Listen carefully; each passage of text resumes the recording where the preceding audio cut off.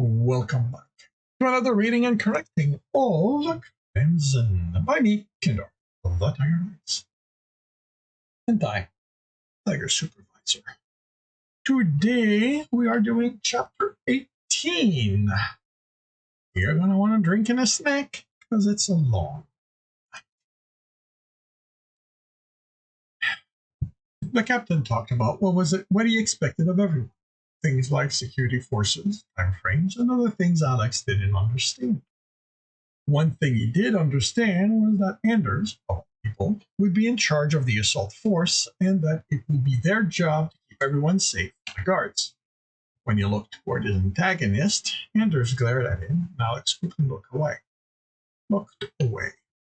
At some point, someone asked if this was another shipment of wine, which got chuckles from those assembled except for Alex and the captain.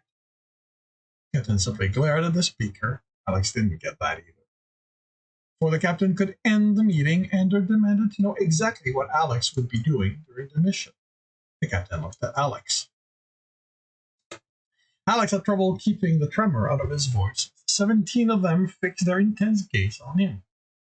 I'm going to disable the ship's security system and internal sensors. He hesitated to get his thoughts getting away from him. I'm going to lock down the cryo beds or chairs connected to the computer.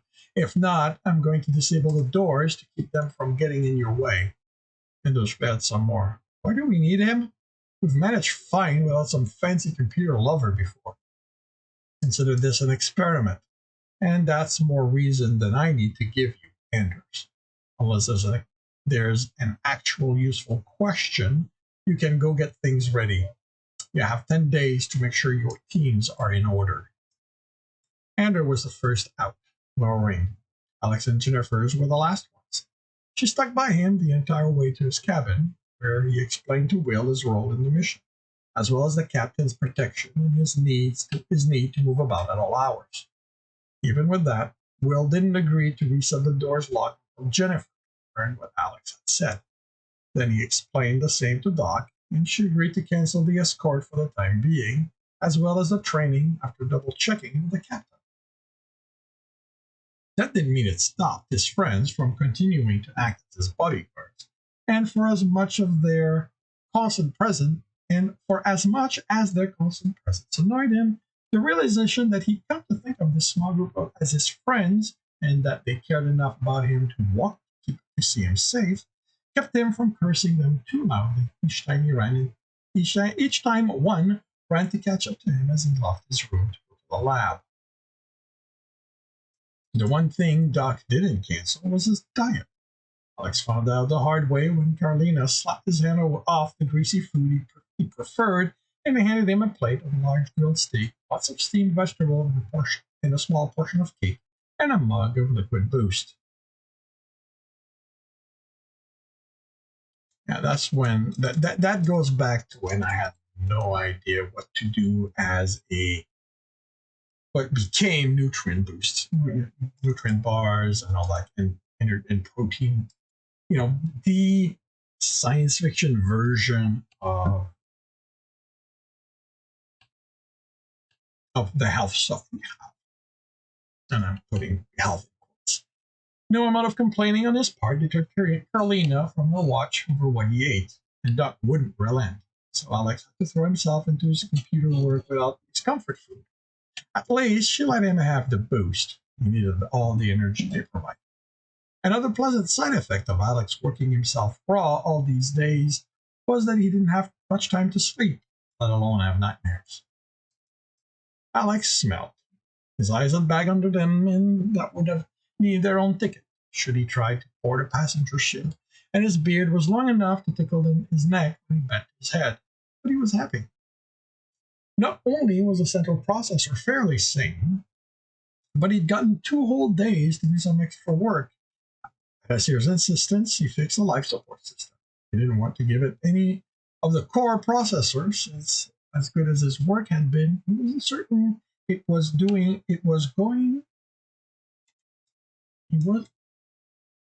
wasn't certain it was going handle the strain.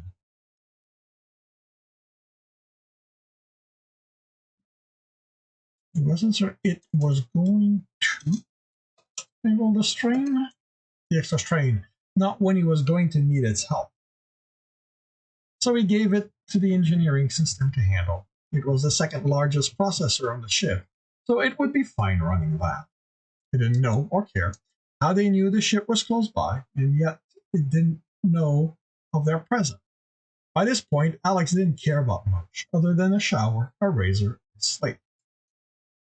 He got Will to wake him 6 hours before the start of the attack. Alex showered again and put on one set of work one of this put on the one set of work clothes he brought. He was going to be working. He wanted to look. Before leaving for the bridge, Alex took out the defender from under the bunk. He looked at it and spent a moment remembering Jack and wondered if it would be of any help in the end. Would someone like Tristan care about what it represented? He took it out of the case and took the data chip that had been on the cushion underneath. He took it out of the case and took the data chip that had been on the cushion under it. With another thought of what Jack meant to him, he put the defender away and headed to the bridge.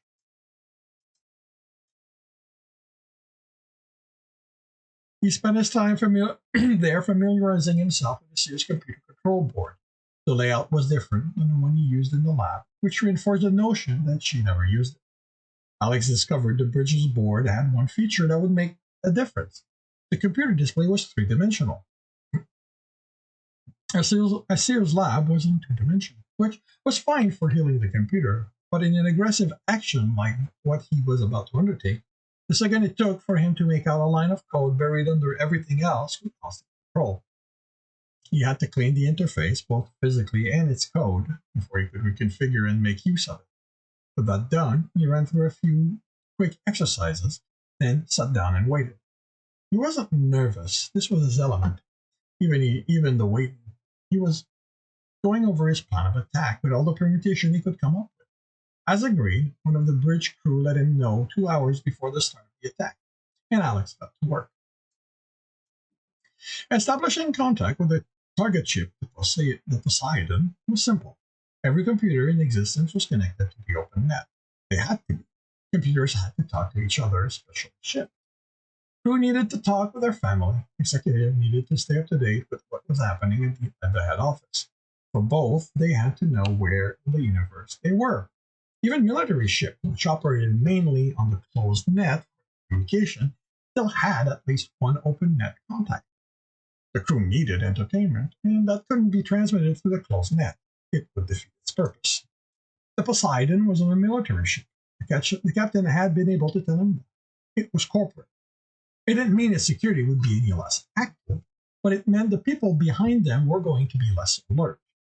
He put the earpiece in, and a moment later heard a soft beep that told him it was connected to the bridge computer.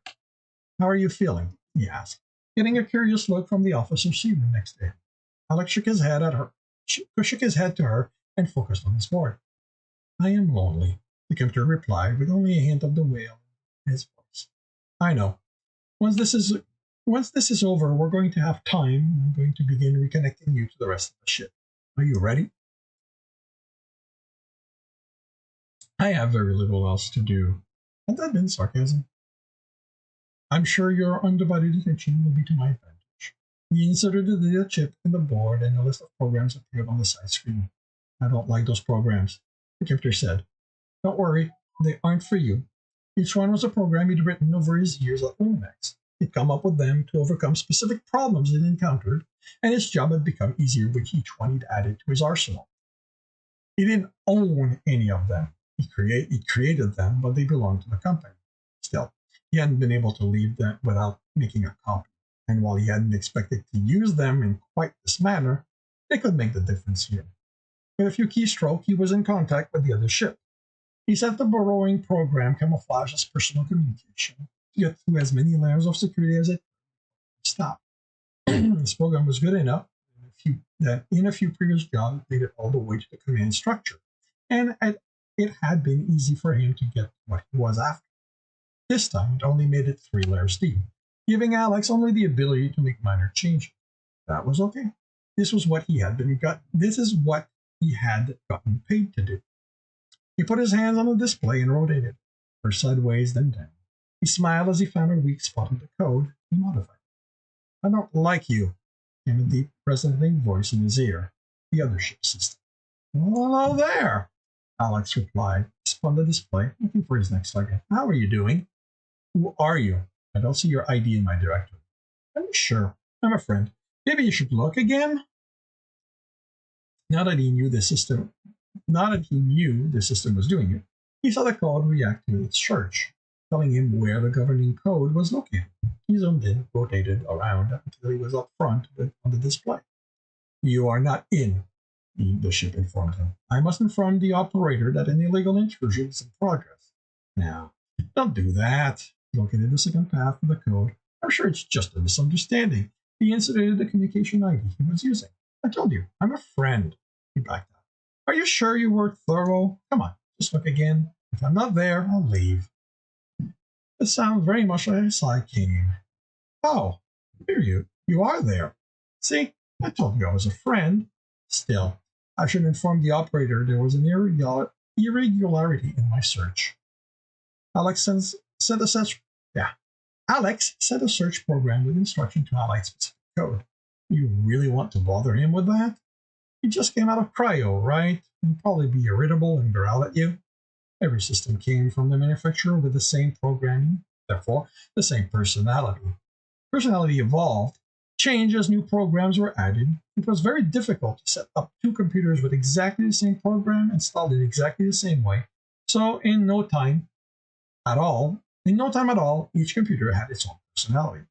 Yes, but I have my programming, the computer replied. Anomalies need to be reported.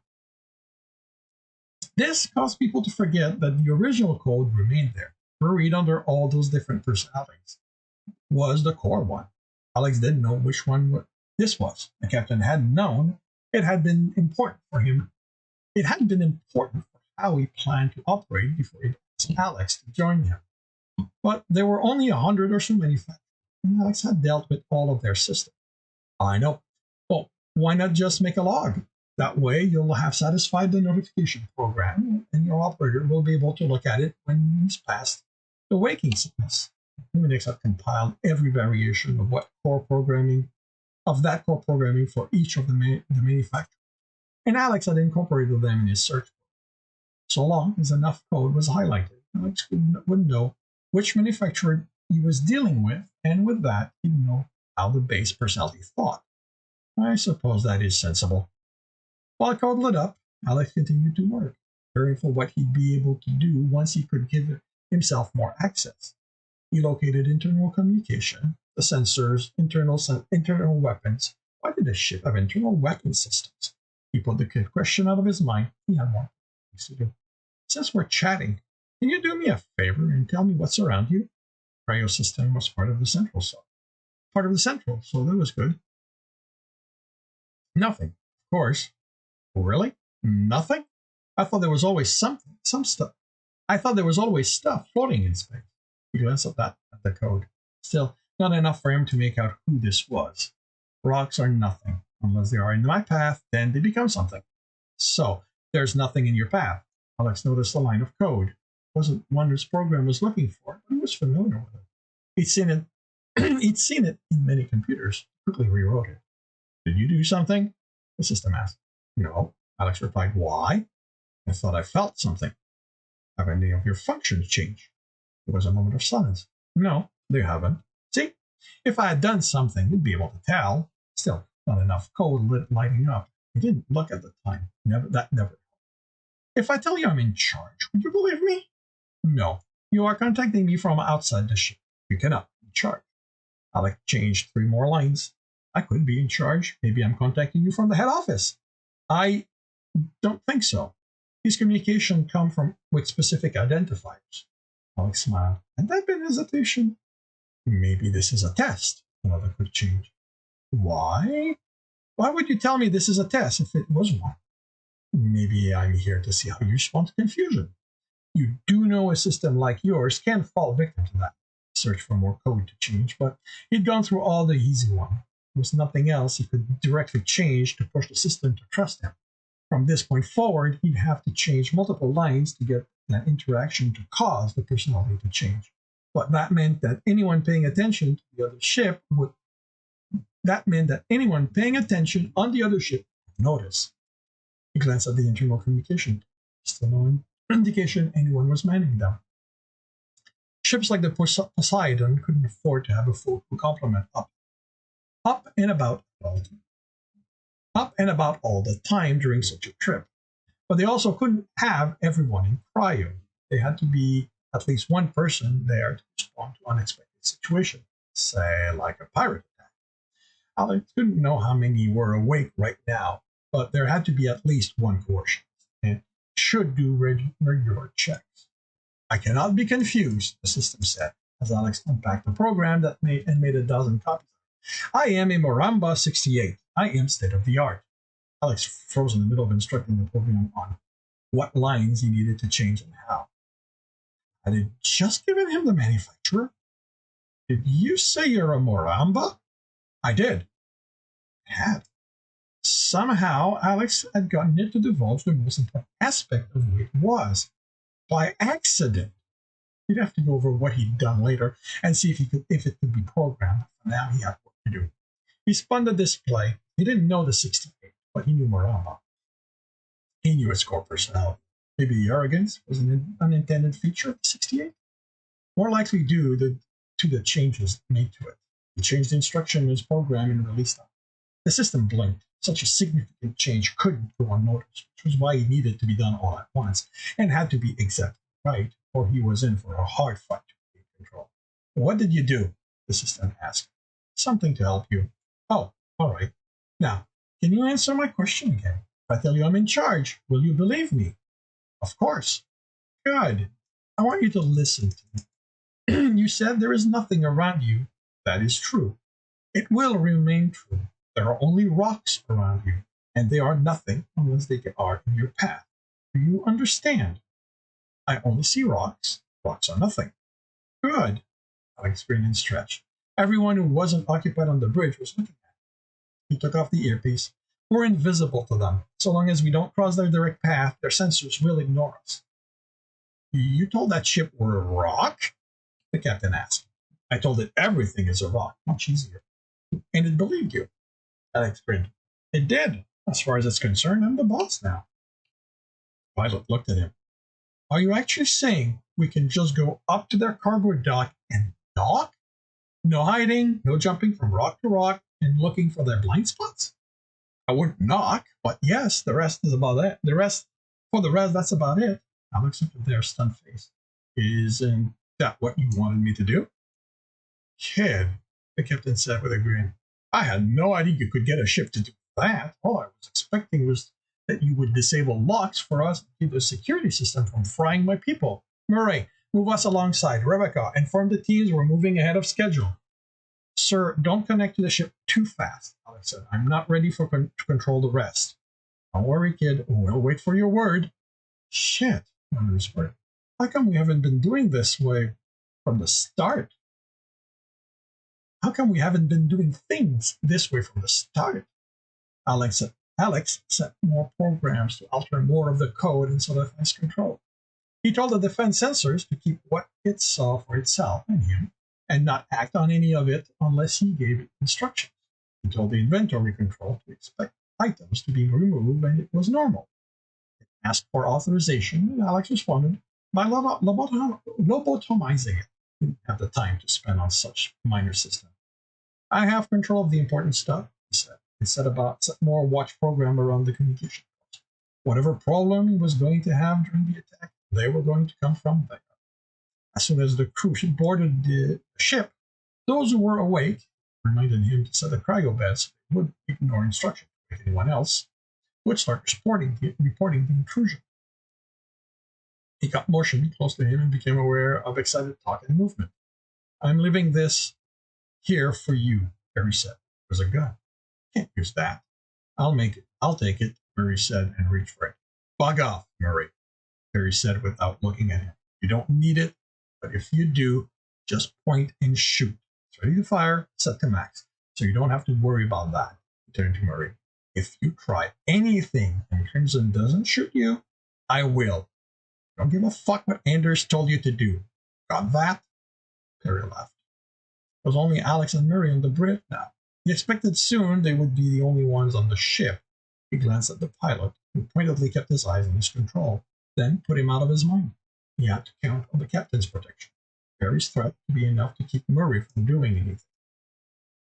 He went through what he had. Control the core, which meant he could get it to act on his behalf. But he also directly controlled the sensor. Doors, and he had shut down the internal weapons. He turned to Murray. I'm good to go. You can dock and let them in. The pilot nodded, and a moment later the ship shook as they touched. Someone had to have noticed that. Alex watched through the internal sensors as the crew spread through the ship. Then one of the communication ports activated. Its program shut it down, but another one activated, then another one, and another one, as more and more people tried to report the boarding party. Programs wouldn't be able to keep all of them from passing the message, and that wasn't their job. All he needed was to make sure they were all delayed. He still sent more programs to help, and manually disconnected those he could. He knew the ship's coercionist was on the job when antibodies flooded the core. A swarm of programs targeted and corrupted his, turning them against themselves. He should have had control over that section of the system, and when he checked, he still did. Those weren't system-based, but a creation of the coercionist. Now he was fighting another human being, and while they weren't as efficient as the ship's system, Alex couldn't subvert them. This would be a war of code. The coercionist went after the modified code, and Alex went after this communication point. Both let loose programs to prevent the others from accomplishing much of anything. Alex lost track of the time. All that mattered to him was keeping control of the system, and while his opponent wasn't particularly creative, he was quick and he was demanding much of Alex. He was demanding much of Alex to keep up with his attack and get through his defenses. He saw motion in his peripheral vision, then put it out of his mind. The other coercionists had managed to disarm his defenses system and was starting to take control of the sensors. Alex undid the change as fast as he could and set up a few programs to attack the coercionists directly. Someone said something. Alex rotated the display, looking at for any indication as to where the coercionist was physically located in the ship. He'd lost control of 10% of the sensors and had to assume his enemy was somewhere in there. Someone yelled an order. With a curse, Alex glanced away. To snap, he was busy, but found himself looking at a gray-haired man in the doorway pointing a gun at him.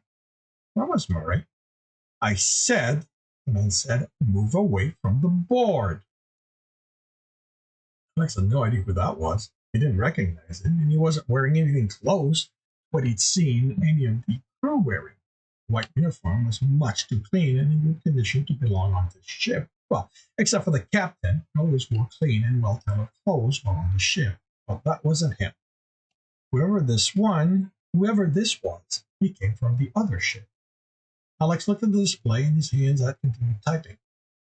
He was still holding control of the sensors, but that wouldn't stay the case if he stopped. He again noticed a gun. Take your hands off the keyboard, stand up, and move away. He hesitated. What else could he do? He was at gunpoint. By reflex, he took out the earpiece as he stood and pocketed it. He stood and took a breath to stop his hands from shaking. He was insane for even considering it. But he had a job to do, and every second he spent away from the board was time the other coercionists had to undo his work. Long enough, and he'd regain control of the weapons. Damn it! He told the captain he could do this. He grabbed the gun and spun, pointing it at the man. When he wondered if the safety was on, and he glanced at the side gun, remembering he saw it was off.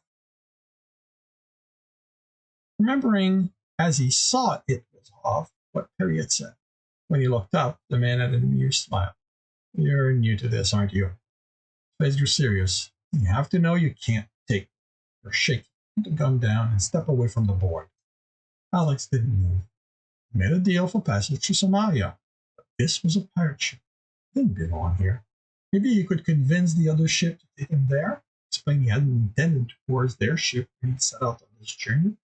It would mean breaking his word, losing the friends he made, but his ultimate goal was Somalia, right? Not making friends. Look, the man said, clearly reining in his annoyance.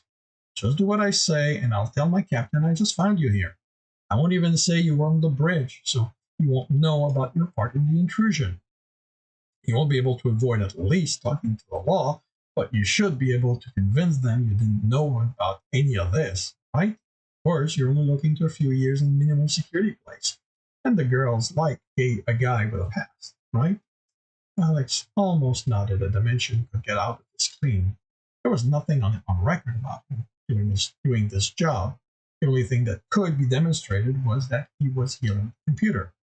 Captain would deny it, but who would believe it? He was a pirate. The law was sure to take his side, and the law would be involved.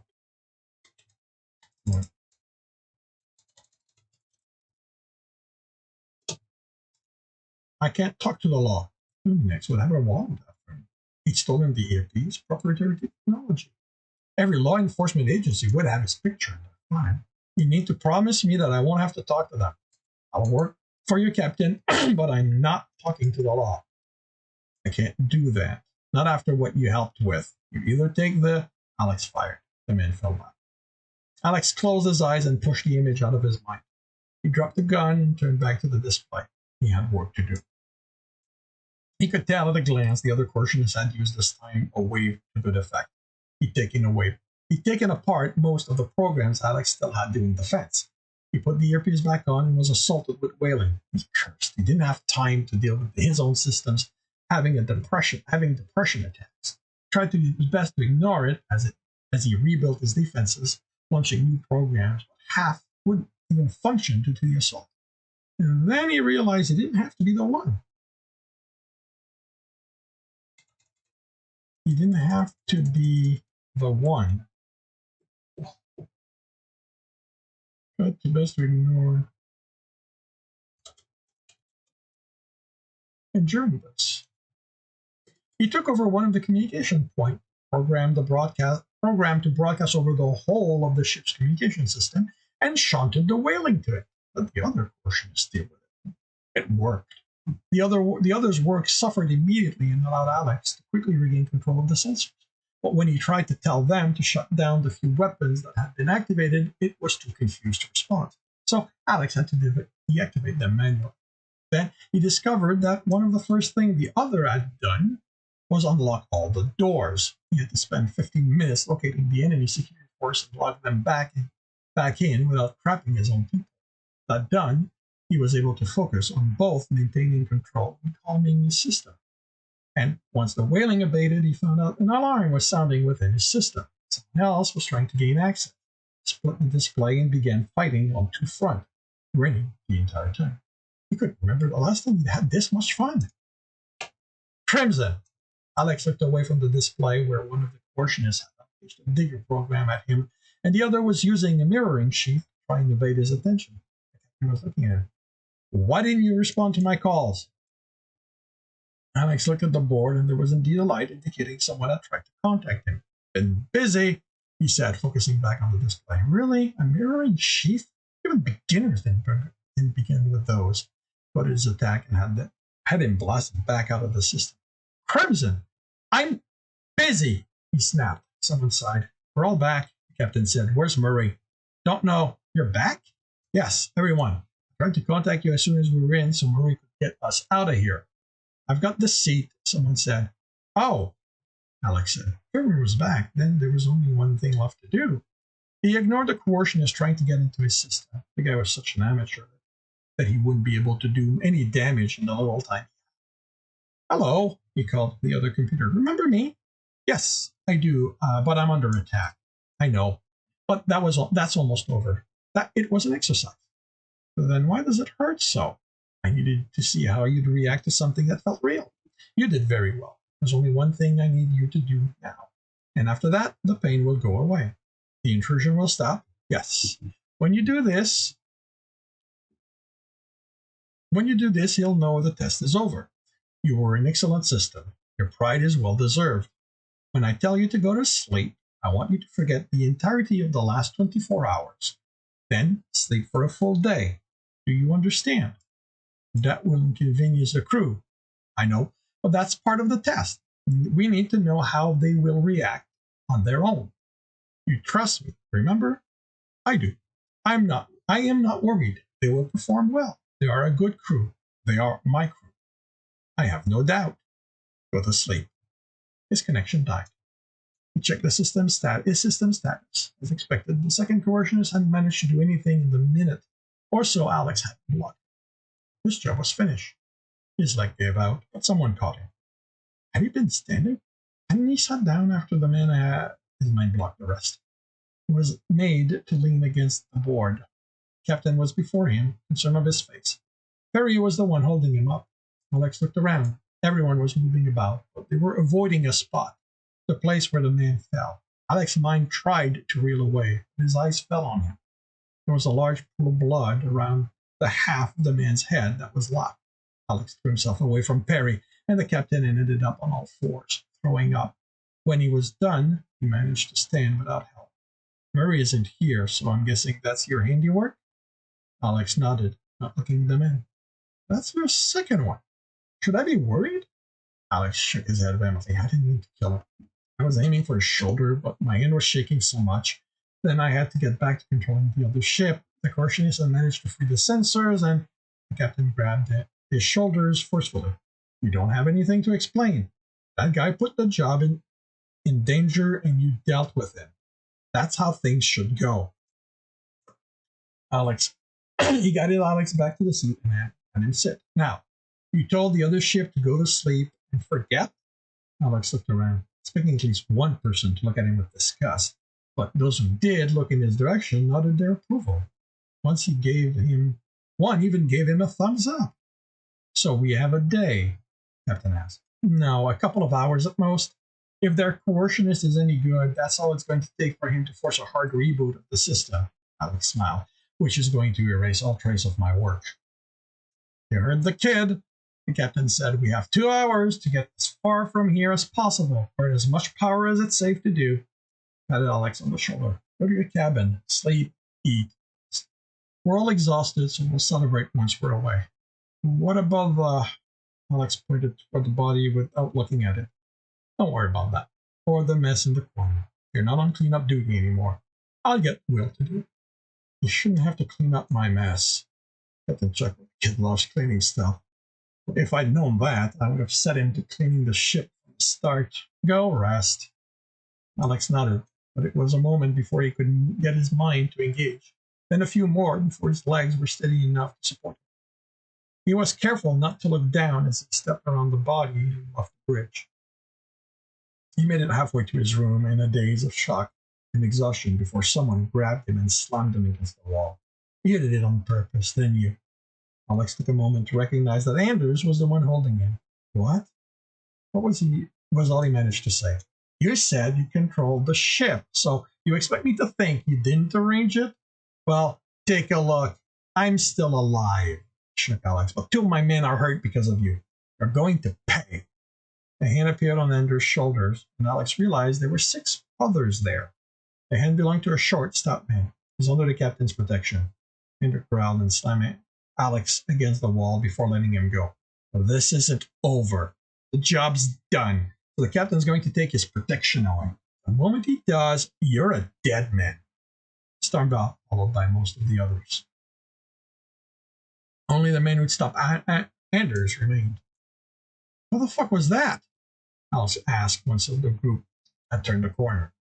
Security system came active where we were, and Anders is certain we tried to kill him. He thinks you're after his position as top guy on the ship. Alex gaped. That's nuts. I'm getting off the ship the moment we get to Somalia. Doesn't he get that? The man shrugged. Alex studied him suspiciously. Shouldn't you be threatening me instead of explaining things? The man chuckled. You save lives. Not interested in giving you grief. What do you mean I saved lives? I just said 2 got hurt because of me. The man shook his head. Those 2 are the only ones. Well, not counting Marco and Willowbury. But those 2 idiots got hurt. Let a crate fall on top of them. That would have happened even if you hadn't been there. You leaned against the opposite wall. What I'm saying is that in keeping security off us, You've made it so that that's all that happened. We've never had a job go this easy. Usually we got at least 30 who end up at docks and a few dead. Hoping the captain can convince you to stick with us, because I could get used to doing jobs like this one. The man shook Alex's hand and left him there, stunned. Alex couldn't believe couldn't believe that what he'd done had left that much of an impact on the crew. Then he realized that this would just piss Andrew off even more. With a groan, he made his way to the rest of us. With a groan, he made it the rest of the way to his cabin to sleep until the universe ended. And this concludes chapter 18 of Crimson. If you are enjoying this, please leave a like. If you want to know when the next one's going to be up, subscribe, hit the bell.